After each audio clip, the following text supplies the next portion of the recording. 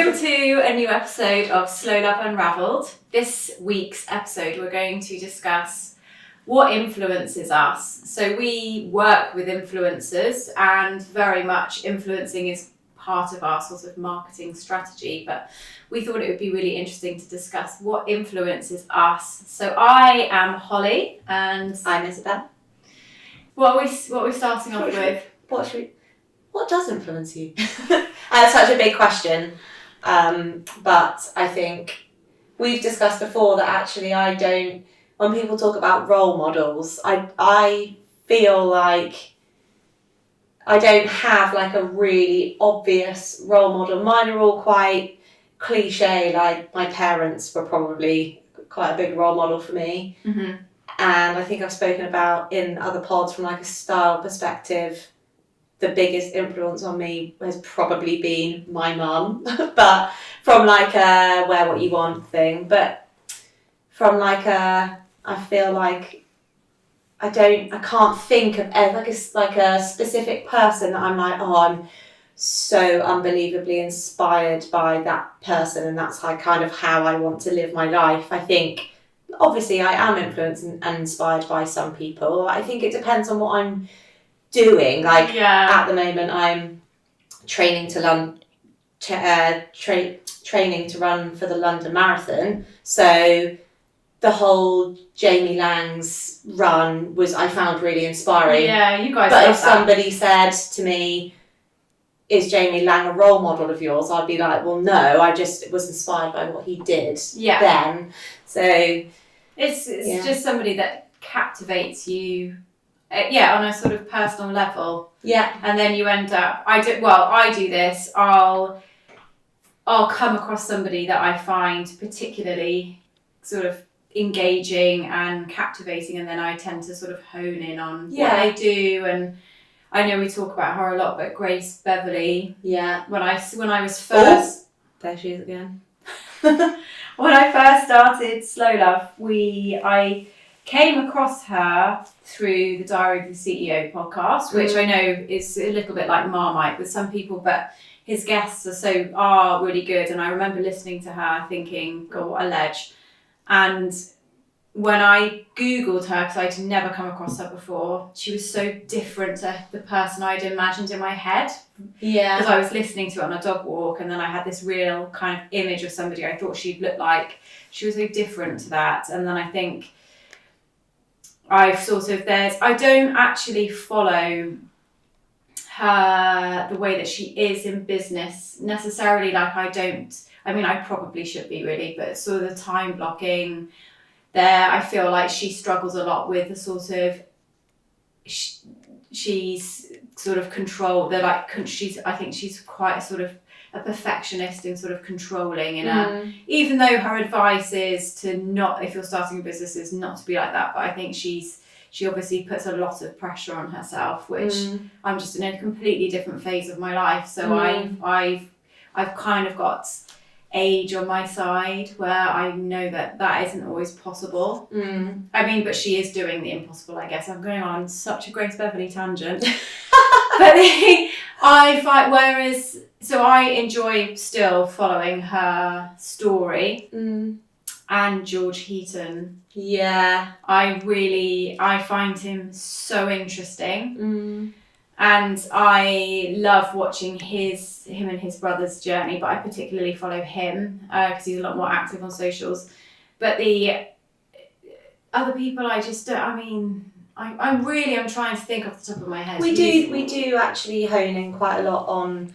Is it Amy Smart? Oh yeah, from Odd News. Yes, again, her business is really different to ours, from as in the type of clothing that she produces. But I do think she has that kind of, especially on her TikTok, she has those really raw videos, which kind of quite resonate with our brand, I think, quite a lot, because we like to think that we are like that too.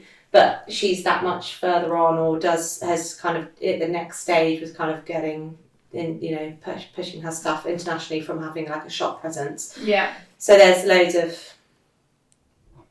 stuff. Yeah, they're definitely the top people are. And I obviously look at you guys' if we're talking about Instagram, Are you saying that I'm one of your role models? Yeah, that is what I'm saying. And then other local business, it is all like local businesses, and then you just sort of love to see what people are up to, and their sort of the daily insights, I guess, is probably... Role models is actually it's quite an intense term, isn't it? It feels quite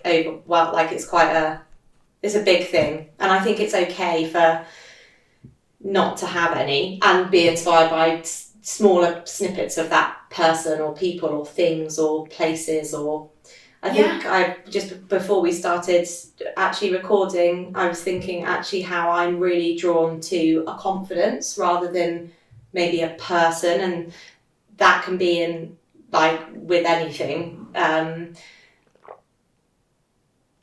So I'm that those kind of things inspire me. Like if I love spending time with like someone who's really confident. I find I do gain so much from people who have a confidence, and then I'm really interested to know like what they do and how they've gained that. Were they born with that confidence, or what have they earned from whether it's not earned from like money wise, but kind of how have they earned that confidence, or is it earned, or is it just innate in them, and I'm kind of inspired by that kind of personality, I think. And people dip. It's interesting, isn't it? Because you kind of, the more, I think when you get to know people, like you say, who are confident, or you spend time with people, and there's a lot of stuff that I notice. Oh, this makes me sound really old, but I guess it's just like the more that you spend time with people, there's a lot of people that maybe there's certain things that I wouldn't always agree with, but I very much will always see them and be like, and sort of think, I respect the way that their like conviction with the way. I'm trying to think of somebody. I was literally talking about somebody the other day, and we were talking about them. I can't remember what it was, and it was like I wouldn't necessarily have done things that way, but I really respect that's how they've done it, or that they persevere with that way of doing it. Or I know. I'm not gonna say. Oh God! It's going to be someone so awful that we can't ever. I can't say, but it's the. I was talking to my son about it. So my son is doing his A levels. So we talk. He definitely would never be like, tell me about your business. And I really respect your journey. I mean, he might think it, but there is absolutely no ego massaging going on with that at all.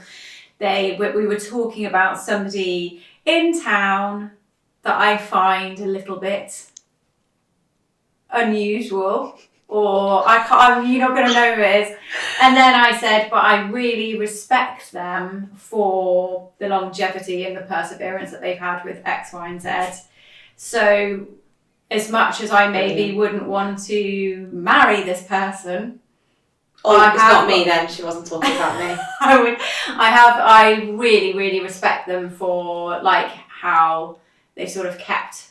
Just stop talking. I'm just going to stop talking. I think the point that you've just made is really interesting when you said it's not necessarily how I would do it, but I really respect that that's how they've done it. Even if there are people, when you're like, I know that this is a good idea, or I know that this will work, and even if somebody, like, that person's done that and it's worked for them, and ultimately they've really followed their guts, you might not want to do what they've done, but it's that validation of actually following your gut does really work, and actually I'm going to do that, or I'm going to persevere with that. So that can be. I think that's ultimately, I think that's bravery, isn't it? Yeah. And then I think the situation I'm thinking about, which I've just told you who I'm talking about. There's actually two people that we said are similar, but I think there's a level of discipline, which I think for people that have that sort of discipline is something that I actually find really attractive now. Yeah. And that's that sort of level of discipline, the sort of continuity. I think that's such an attractive sort of shows like strength of character. And that's ultimately what it is, isn't it? Yeah, no, I think you're really right. That's what, if anyone follows George Heaton, who owns Represent, who are just so huge now, it's really, I find him so like interesting to watch, because his Instagram persona and stories are so sort of, they're all tied into their brand, which is, and their sort of the not motif, like the look and feel of their brand. The look and feel of their brand, and the saying that they always, their quotes that they have everywhere is like on a mission, which is the thing. And he always does the sort of, what was it called when Gladiator was coming out again, the second Gladiator film, and it's like the Roman Empire sort of mentality, and his photos are always really beautiful and really arty, and he has the like most beautiful girlfriend, and his lifestyle is just like so sort of not flashy, but it's like, it's so kind of lucky. It just completely is in keeping with their brand. But then when you hear him, and if you were to see it, you'd be like, it's almost verging on flashy. But then when you hear him interviewed, apart from the fact that he's got this really soft, like Mancunian accent, it's just, he's just all about that sort of discipline with his life and the like continuity and sticking to that, their like why and that theme, and it's just been so unwavered that, I mean, it must be really hard for them to do that now because it's so big, but I just think like that, to me, listening to him talk is like girl boner, basically. I think also like role models and the concept of inspiration obviously becomes far more refined. Holly and I were chatting also yesterday about how much we say like on this podcast, and I'm really focusing on trying not to say like. I've just said it loads, and then it feels like a tick. I need a shock collar. We both need shock collars. We'd be dead. It's just like every time we say like. I'm so sorry. Yeah, I'm really sorry for the like. It's watching all that Friends in the 90s, like instilled it into our brain. I just said it again. It becomes, the concept of role models and inspiration and influence becomes obvious. I feel like I'm really pointing out the obvious here, but it is more refined as you get older. Because I feel like when you're a child and you're like, who inspires you? I can imagine being like, Audrey Hepburn inspires me, but I couldn't tell you why. It's just because I liked her pictures or whatever, and I loved watching Roman Holiday with my grandma, but I don't know why. And actually, she did loads for UNICEF, which actually was really inspiring. But I don't do loads for UNICEF, so I probably wasn't inspired by her that much. But do you know what I mean? As in, that becomes more that.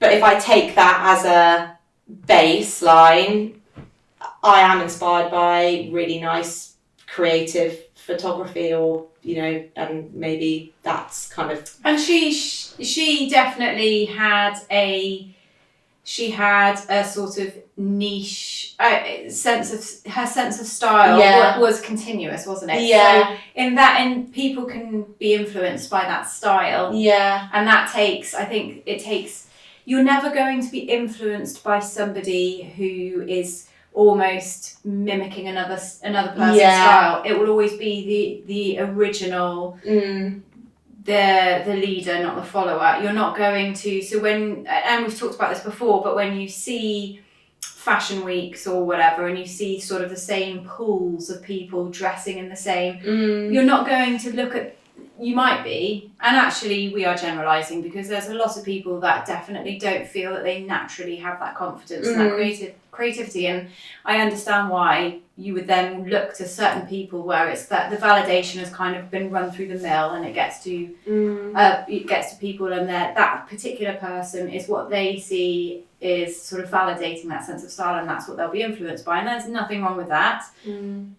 But I think there's particular people where they will be original and won't be taking their style cues from, they have their own sense of style, and that like will dress with conviction, and then you are confident enough to be like, I love that, and you'll take parts of it, but you won't mimic the whole look. I also think it's really interesting how whenever I talk about things like role models and what influences me or what interests us, it's always from a creative standpoint. It's never from like an academic standpoint. Whereas if you were having this conversation with like my husband, it would be so wildly different. It wouldn't even enter his brain from a creative perspective. It would always be, I loved this person because they did this incredible expedition when they were like 16 or whatever. It would be from like and there are points.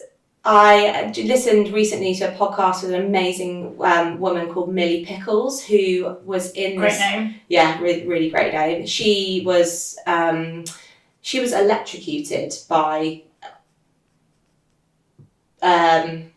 she was hit by lightning, I think, and it travelled up her leg. It should have killed her, and it travelled up her leg and down the other leg or whatever. So she lost her leg, and she ran the London Marathon first time last year with a prosthetic, and like her foot was bleeding, and it was really awful. But she's so nonchalant about it. She's like, I just kind of didn't actually really have a blue period, and so that blue down in the dumps period when I lost my leg, because I was a bit like, well, I don't have a leg, so I can't get upset about it, otherwise I'm not going to get anywhere in my life. I don't have a leg, my leg's never coming back. And I remember listening to this podcast like, you are incredible. So there are elements outside of a kind of creative zone, but my go-to when I think about this space is always from a creative perspective. Or like a style or interiors, or like I see something like beautiful for me rather than academic or financial or sporty, or are you the same? I feel like you probably are. And business, actually, obviously, because you own your own business. I think it's the business for me, the business side of it. And I didn't have any sort of, I didn't stick to anything when I was younger. So I did all of the stuff, played an instrument, dropped it after I got to a certain grade level, did dance, dropped it, when I got a boyfriend and had a life and wanted to get a job. It's all of that stuff where it's just sort of, I just reprioritized other stuff and didn't sort of stick with the only thing I've probably stuck with continuously before I had my business was exercise for mental health stuff. But actually Oscar he's so disciplined with his food. It's like weirdly freaky for me, because I would have done those little waves of sort of trying stuff when I was a teenager, but he just does so much reading into the sort of nutritional value of things that he just will have,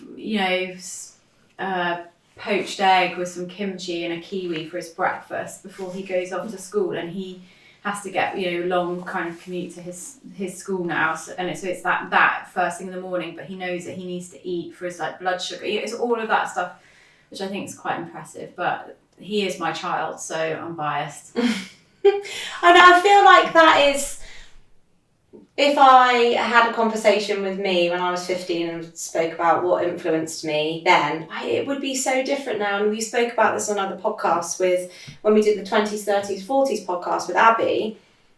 I wasn't influenced by like being financially literate at the age of 20, because I didn't have that available to me at my fingertips. So I think it's so different now when we talk about role models to your teenagers now. I think the answers now wouldn't necessarily be about people. They'd be about like movements or what's important, what goals they want to reach, rather than, I really love David Beckham. Like, do you know what I mean? It's Jennifer Aniston's hair literally was my only goal. The Jennifer Aniston haircut. It's so true, because actually us doing that podcast, and I was so sort of, you are both have been so good with your finances from such an early age, and I was genuinely inspired by that, and then look at you guys, I know, nailing it. And then it's interesting because obviously at the moment with all the Trump stuff, it's really affected the stock market, and reading up about it, it's a good time to buy. Well, I don't know, I'm absolutely no expert, but this sort of general consensus from what I've been reading is it's a good time. And that's Oscar's just so obsessed with the fact that he is unable to get his own until he's 18, and he's a year off that because of he was that starting that early. He's like, if I could buy now, I would buy everything and put it into X, Y, and Z, because I would be starting so young. I would be getting those stocks so cheap, and then if I continuously put X amount in per month, by the time I'm this age, it means that I would have probably around this much. And I was like, I never thought like that, ever. Yeah, no, neither did I. Money slipped through my fingers like sand. I mean, my other child is much more like I was. So when can you next go to Topshop? That was your thought process. That was all I cared about. All I cared about. But I don't know. There wasn't anybody, I suppose, who I was influenced by magazines, I guess. Yeah. At that time. Yeah. I used to I can't remember how old I was, but I think I was at secondary school, because I remember using all of these magazines to create like my mood boards and stuff in my arts books. But I had, for my birthday and Christmas, I always used to ask for the Vogue subscription, and I loved it so much. And actually, before we started the pod, I said to Abby, I remember loving looking through the Toast magazines, even the Jack Wills ones when they first came out. I was like, I loved all of that. And my parents actually used to subscribe to the National Geographic magazine. And I always remember in the downstairs loo and my childhood house, there was always a stack of National Geographic as like the toilet reading. And they were always really interested. So like you, I love, and I still actually do love a magazine. My mum is a hairdresser, and she always has a set of magazines in her salon. And there's always like a really trashy one like Hello, but then she always has really nice interiors magazines. My favourite is House and Garden, and actually they are probably one of my most looked at Instagram pages, which is really sad, but I love it so much.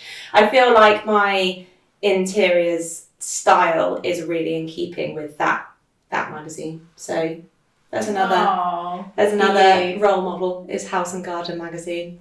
It is. I don't know.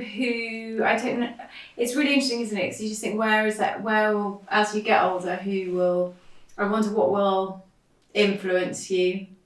Influence me? Yeah, I don't know. I feel like, I don't know. I feel like I'm quite... And if you think about even just the sort of like, oh, good Lord. Like. I know. Sorry. Rug the mic like. When you think about certain eras, COVID is a really good example. Like, it was obviously very extreme. But think about the Joe Wicks stuff. Who was the lady who was telling us how to fold our clothes in our drawers and spark joy? Oh, that was before that. Was that Marie before Kondo. COVID? Yeah, Marie Kondo. I thought that was COVID. Maybe it wasn't. And sort of all the sourdough people. Yeah. Everybody making sourdough. All of that stuff. All the kids on TikTok. The Weekend, the Blinding Lights video dance that everybody was doing. Tiger King on Netflix. Oh my god, yeah. I saw yesterday that he just married somebody. His like 7th husband or something from prison. Oh my god. What a ledge.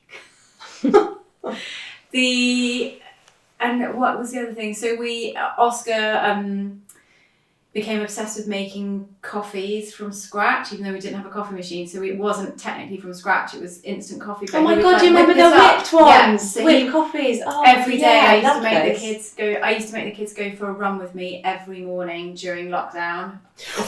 Yeah, I know. I was like, get up! And they have to be up dressed by 9 just so that they had some kind of routine, and then we'd go for a run. I've still got photos of that time because they look so pissed off. But we would get back, and it was when we had that amazing weather. That April was so amazing. And then after every run, Oscar would make me one of those whipped bougie coffees. But my point is that time we were so influenced by literally anything to fill our day. Yeah, and to stop us drinking by like 10 o'clock. Oh god, I actually look back on COVID quite fondly. Yeah. I was still working though as well, so I do know that I was in quite a privileged position that I was still working. I lived in the same village as my parents, and we were all in the same bubble, and it was like quite a nice time. Yeah. Sorry, that's a tangent. That's not very role model-y, is it, Abby? I suppose that for me, holiday stuff is everything that I look at influences our content trips. So that's all I look for. Yeah. My poor family. Well, actually, no. They got no cause for complaints. We're going back. Holly's practically in her mind has bought like a ranch off the back of watching Yellowstone. She's closing her eyes. And all she pictures is autumn, winter, Charlie barebacking on a horse. How much would it cost for us to hire a ranch in Montana or a nice hotel with like the views of a ranch? I mean, I don't know if our budget's going to stretch for that. She's yee-hawing all the way down the corridors at work. Just call me Bess Dutton. I still haven't watched Yellowstone. No, you wait. I'm getting through White Lotus, which is dark. If any of you have watched White Lotus, oh my god, it goes into a deep dark place. It does. It's so good. And then like whips you out of it with something really like not very highbrow. It's so good. But the content trips. So I tend to. It's actually TikTok that influences. So the place that we're going to for our next content trip was more than any. I mean, I suppose you have to think about the boring stuff. So we were going to go to somewhere where it would have probably taken 2 plane rides, and then I'd shit my pants about our suitcases getting lost. Yeah, that would be rubbish. When we did Palm Springs, it actually was quite a mission for us to get to Palm Springs from LAX because we didn't do the connecting flight. Anyway, so we wanted somewhere that was kind of quick and easy to get to. And then what influenced the actual trip was the place that we're staying at, because I came across it on TikTok, but then I suppose it was other... I remember you sending that to me and Abby and us being like, oh my god. I know. I was really... It's punching, this place. Yeah. But I said to you were like... Yeah. But the place we went to in France last year, that place is like heaven for influencers. Yeah. That's what it was. It was beautiful, and it's run by this couple. But when we turned up, it looks like you're in paradise. You just landed in paradise. Paradise with rosé was literally what it was. Yeah. And we turned up. We had good sun, didn't we, for the first half? About 30 seconds. Yeah, and then it rained like the whole time, but it didn't matter because it was so beautiful. But we were surrounded by influencers. It was so funny, which you would never get from our stories, but because it had the swimming pool, and then there were these Japanese influencers. Yeah. Who was that woman? Was she German? She had like 6 million TikTok followers. Yeah, her partner was the one that helped us with the bags. And we were like, no, please don't worry. And he was like, I'm used to it. Literally, I'm a bag carrier. That's my job. And I take photographs of my incredibly hot girlfriend. Yeah. I'm like, fair enough. Yeah. Must be sweet life. I mean, that, if you have that set up, you know, when you see those amazing influencers and the girl that's like a model, he's a photographer, and it's like this your life is paying for you to just travel to these amazing places, and they probably don't even, once you get to that level, you probably don't even need to pay to stay there, which is bonkers. That'd be us on the ranch. Hey, eventually, when you have your own ranch. Actually, I think that's a really interesting point, and I always think for me that this comes from, I used to read a lot as a child, and actually since becoming a mum, reading is one of the things I miss the most, because if I start reading a book now, I'm just asleep in a page. But I think from loving reading and having a creative brain, I've found myself naturally kind of romanticising like the seasons quite a lot. So when we were in France and it was rainy, I do feel like I have a really good part of my brain where I do romanticise that kind of weather in those really beautiful places, and then it never becomes a problem. So I feel like that's kind of a level of influence over just accepting, being able to have that creative outlook. Yeah. And like influencing yourself, that all of those what it should be rubbish if you got really crap weather in Europe and you spent all the money going. It's just a positive outlet, yeah. But then actually it's really, we had such a nice time, and like you said before, some of the photos that we got on those rainy days were the best ones. Yeah. And it was so nice. That lunch, oh my when God, it was that raining lunch. in Newcastle, and we'd been taking photos for so long in the rain, we just were like, we have to stop and eat. It was so amazing. Abby looked like a donkey. She was carrying like six slow love bags. People were like, what's going on? Who are you? It was great. You're going back there, aren't you? That's how influenced you were by that place. I was influenced. That's how we found our holiday destination. It is really nice. I think when you work in fashion, it kind of becomes all day, every day. It's kind of everything we're thinking about. And sometimes, James actually is always like, it's sometimes a wonder, it's really impressive that it's still like, you still love getting dressed. You are so saturated by fashion every day, as in it's what you talk about at work, it's literally what you do at work. You and Holly obviously love it. It's such a thing. You talk about it, you're following it, you're blah, blah, but you still really love it. And do you think since starting your brand, I don't want to use another word like role model or like style icon, because I really truly believe that you don't have one or I don't have one, but that who influences, if you have any, your kind of style, or is it a single person or is it like a... No, I don't think so. It's things I love. This is a really generic answer, but I really love genuine street style stuff. So on Pinterest or whatever, I don't love following it as much during the fashion weeks because, like we said before, it feels more like a sort of showcase. I just like the day-to-day ones. So there are certain photographers that will capture that, and I do find that really inspiring, and people that mix. So I suppose in a way what influences me is not so much a person, but vintage stuff does. So for example, what we're discussing, a lot of our designs will be inspired by vintage pieces. And that's what and people that mix in, I do a good job of mixing in vintage. Like you, for example, do a good job of mixing in sort of older pieces or accessories with like modern day. I think that's just a really nice way of doing that. But it wouldn't be one person in particular. There are people that are kind of guaranteed,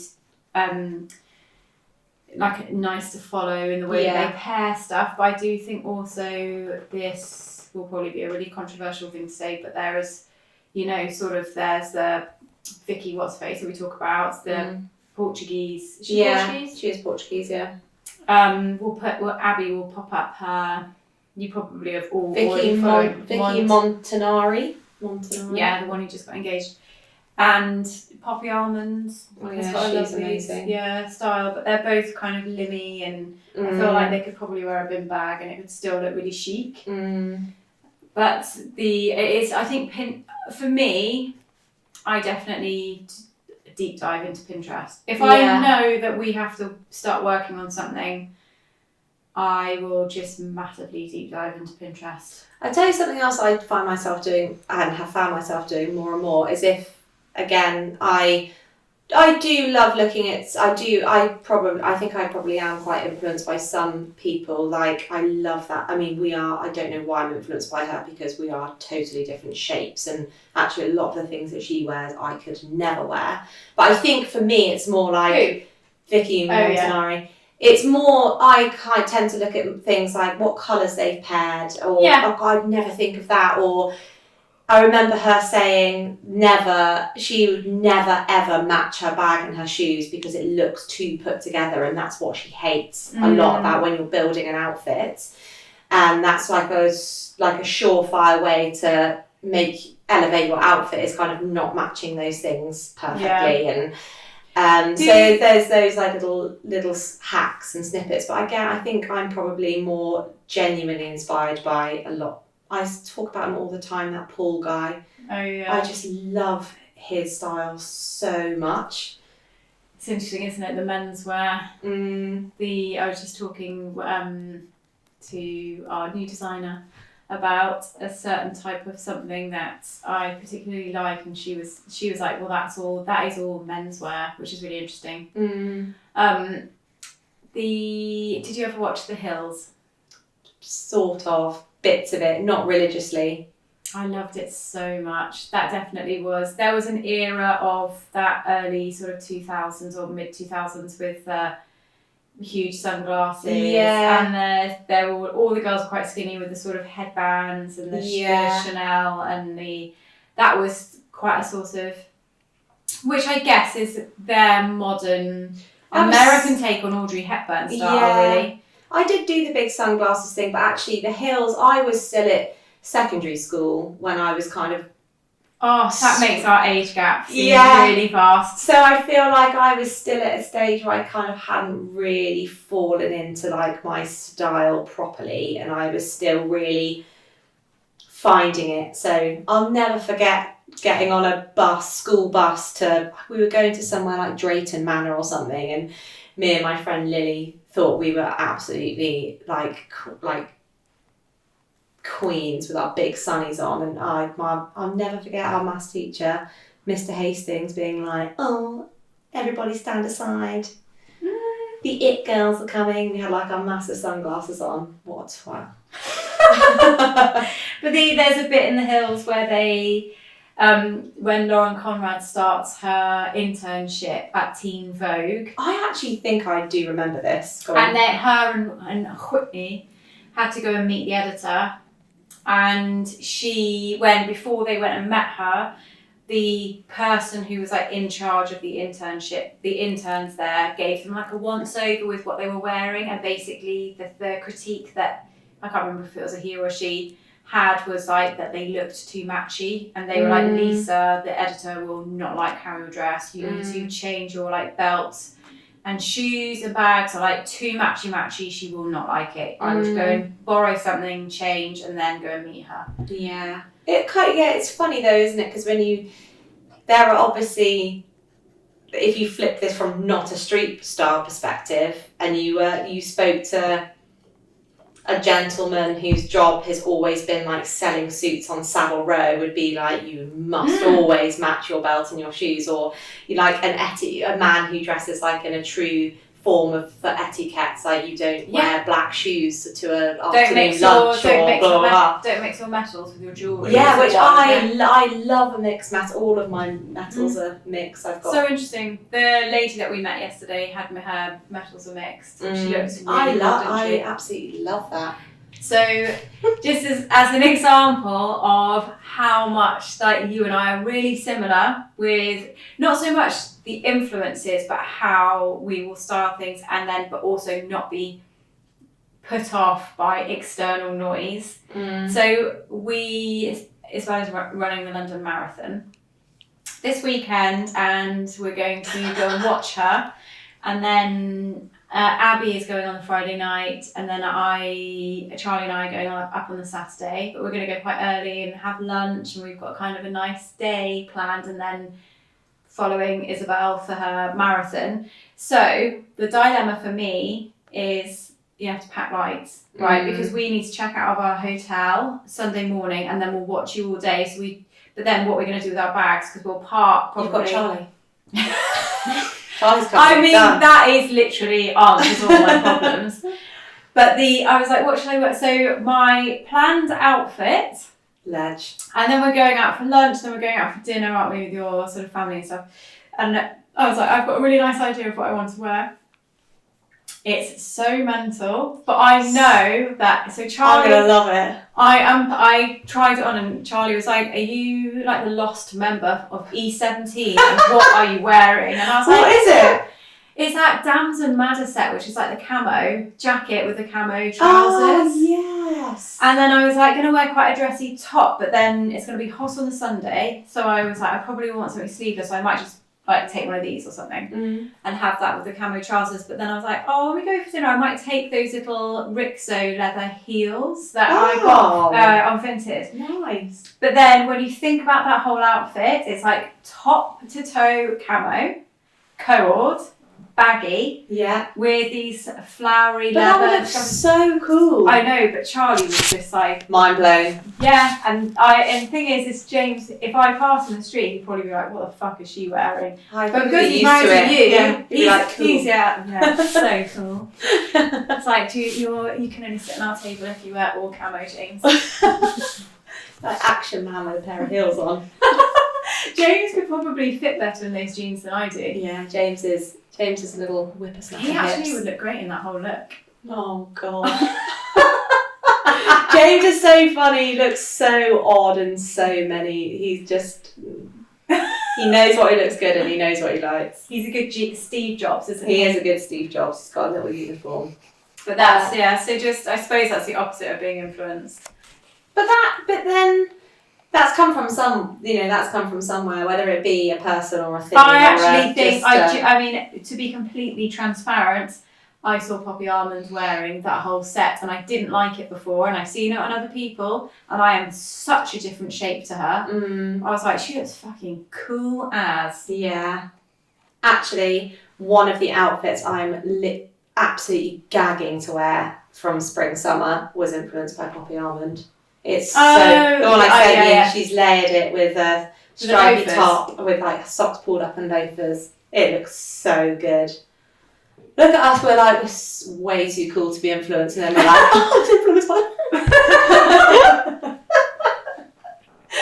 Oh, I also,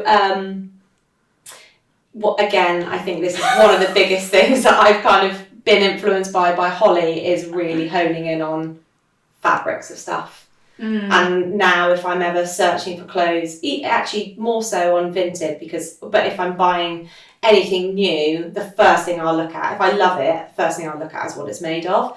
And like that raw silk top I found for you in the window. So amazing. It's so... I might wear that on Saturday night. Oh my god, that would look so good with those camo trousers. And actually the top being pastel-y and the shoes being pastel-y, I know they're not the same colour, but that's like... Oh, it's going to look so good. What was I saying? Oh, looking at fabrics. Yeah. And actually, if there's something that I saved a photo on Instagram the other day, again, of somebody who's an amazing clothes horse. So totally different shapes to what I am. But she had one of those, like a really nice, it was like a netted dress, but it was really heavily kind of embroidered on the front. So you could see like the sides of her legs. And then over the top, she had one of those really classic, like Oxford shirts. It was a yellow and worn as a jacket or done up? It was done up, but like only like the two middle buttons, and it looked so cool. And that like lovely woven Oxford shirt, cotton, and then I found myself like searching for that cotton, vintage cotton shirts in that fabric. Men's wear in charity shops. Yeah, great for finding those sorts of shirts. I remember you used this like vintage Gap, always used to do that lovely cotton. Yeah.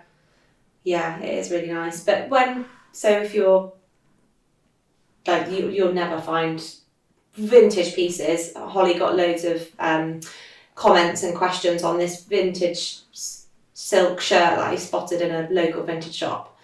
But actually then searching for those fabrics, and rather than trying to nail down the piece, can be a really good way of finding cool if you're clothes. after, that's a really good point, is on Vinted, is if you become sort of educate yourself as to sort of the different fabrics and the qualities. So that was, I mean, I would almost call that shot silk, but it's not got the sort of wibbly wobbly lines in. But it is quite a What's the difference between a raw silk and a shot silk?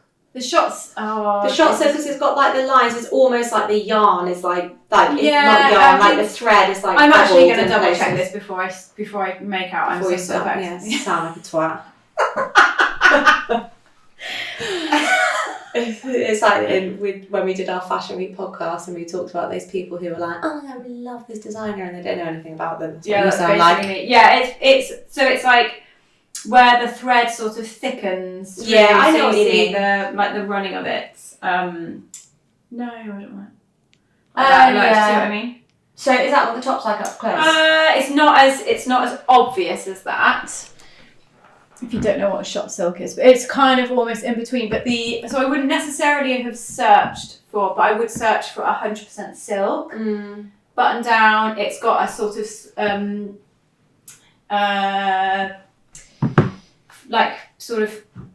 it's like almost like a flared bottom, hasn't it? Yeah, it's sort of it's fitted and the panel. So that's, I don't know how old it is, but that would have been a big size because of the way it's fitted, and it looks bigger. And then when you put it on, because there's no stretch to that fabric, it actually is nowhere near as big as. I remember when you said you might have it taken in, but it actually was like just right. And the colours on trends is that butty yellow. It's so nice. Really well spotted, mummy. And it was 15 quid. Yeah.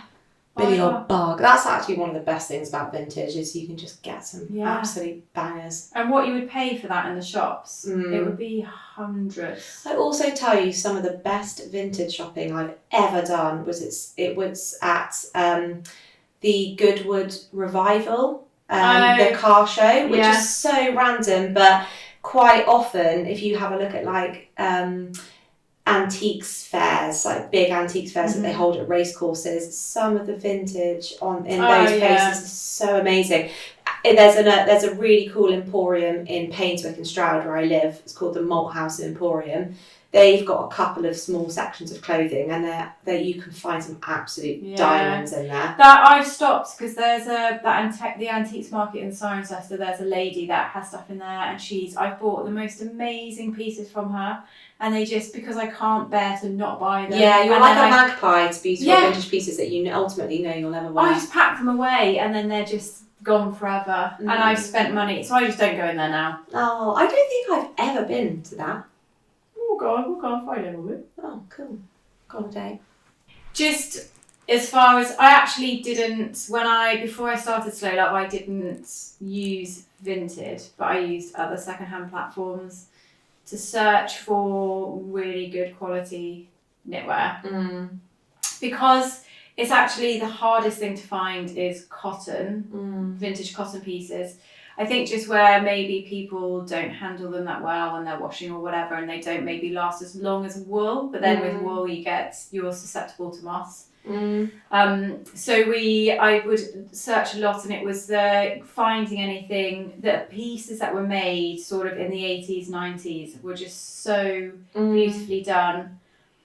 And it was realising that that's where you would see sort of, it's almost like for me, if I was to see a rail of like vintage denim shirts, I could scan the rail and see the best quality fabric before even picking it up. And it's that same sort of the durability, the way it falls, the weight of it. And it's the same with the knitwear, which is what made starting Slow Love, made it so hard to find someone that would provide those things for me as a startup with very little funds and really, really, really low MOQs. But it was just something that I had to really fight for, because I knew that need was there by people that understand it and want it. Yeah. And it's obviously the fast fashion, the whole fashion industry. You're opening yourself up to people that don't maybe understand a lot of things, and the sort of comments that we get trolled about is the cost of our knitwear, but then anybody that actually understands what they're paying for will always jump to our defence. Yeah. You don't even need to do it. So it's really interesting to look at vintage again, I guess, as an influence for that. Actually, that's another thing that you talk a lot about. And I think that's really important to go back to your point with regards to, it's not actually just about the fabric, it's how that fabric is also literally put together and how it's sewn and fashioned and whatnot. Like it's not the same. High Street now is so different to, if you get like vintage BHS, Marks and Spencer's, Gap, just the way that the pieces are formed, those techniques are that's so great about vintage. You know that amazing leather jacket I've got? Yeah. Charlie hates it. The one that Amy from Kindred loved. Yeah. and Amy is a designer, so she totally loves the shape and I even when I wore it to get I was in London on my own. Maybe it was even when I was meeting. No, I can't. Anyway, I wore it very recently in London, and this girl on the tube was like, "I absolutely love your leather jacket." And I was like, "Oh, it's a men's one, but the men's one, but the shape, the quality of the leather, it's lined, it's padded, everything about it. I wouldn't change a thing other than maybe like the arms are so long, I have to roll the cuffs up. But guess where it's from." I mean, it's made in Italy, and the leather quality is amazing, but it must have been from the 80s, and it was a high street shop. Menswear? I think it was although saying that, I don't know if they did menswear. Oh my God, I don't know. We actually had a shop of it in Siren. I don't think it was from Siren, I got it on Vinted, but I paid £40 for it. Hang on, let me have a think. Was it a menswear shop or a department shop? I'm second guessing myself because I don't know if they did menswear or not. But I'm sure it is a men's jacket because the arms are so long. Go on, I don't know. Principles? No way! Yeah. Oh my word, that's wild. Unless there was Are just they even another going anymore? Don't think so. But what caught my eye with that was there wasn't a photo of a person wearing it, and I actually don't normally like this. It was on a mannequin, and somebody was selling it, and she'd done like close-ups, and that level of that leather quality, how it was fully lined, all of that stuff, apart from the shape, is now a really sort of desirable silhouette for a jacket. All of that, I mean, it would be nearing £1,000, I think, if you bought that now, for ticking all those boxes. So again, that's the sort of vintage. Yeah, the Acne leather jackets, those shapes, and they are absolutely mega treasure bucks. Yeah. They are cool though. Oh, what a find. One of your best ones. Yeah, I do love it. Have you got a would you rather for me? I have. Let me just refresh my memory. Oh! Abby's like, you're really fucking all of this. Would you rather... Is it a gross one or like in keeping with the... It's more of a like mine, it's like a thought-provoking one. Okay. Would you rather go on to adventures, would you be in a rom-com film with your worst ex? So think about all your exes and like the one you would least want to spend time with or like be intimate with. Yeah. So you do a rom-com but with your like least favourite ex. Yeah. Or be in a horror film with your best friend. Horror film with my best friend. That'd be absolutely so brilliant. Funny. Wouldn't it be good? Hmm. They'd be like, you and I would die immediately because we'd be like, you're not the boss of me, and then our heads would get chopped off and we'd be dead in the first 2 minutes. Or we'd be like chucked into a cellar and be like, mate, your breath stinks. Or I'd be like, is there any cold rosé down here or what? There's those memes where there's those two people absolutely wetting themselves laughing. It's like you get chucked in the back of the van with your mate, but your kidnapper pronounces the word wrong, and you and your friend are like... That is what that was Grace and I when my mum got really cross with us in like public spaces. Yeah. Like one of us, she would do something, and one of us we would always be sent to the car. This was back in the day. Mum would send us to the car. Where you could banish your children to the car and nobody would think you were a terrible parent. If we couldn't compose ourselves, and my dad was like the worst in that situation because he would end up laughing, we would be banished to the car. You get banished to the car and your dad would get silent treatment for the next 2 hours. Yeah. For laughing with you. For the rest of the week. And Mum's like withering stare across the table. And we were like, but also it was so funny. Yeah, horror film with my best friend, 100%. That would be hilarious. As in real life horror film? Or like filming one? I don't know, I just chat GPT'd. Oh, okay. So in a real life horror film situation. I just thought it was quite funny, yeah. That is a great one. I wouldn't want to be in a rom-com with a weeping ex. No, thank you. With a crybaby. Anyway, thank you for listening. We'll see you next time. Thank you for tuning in.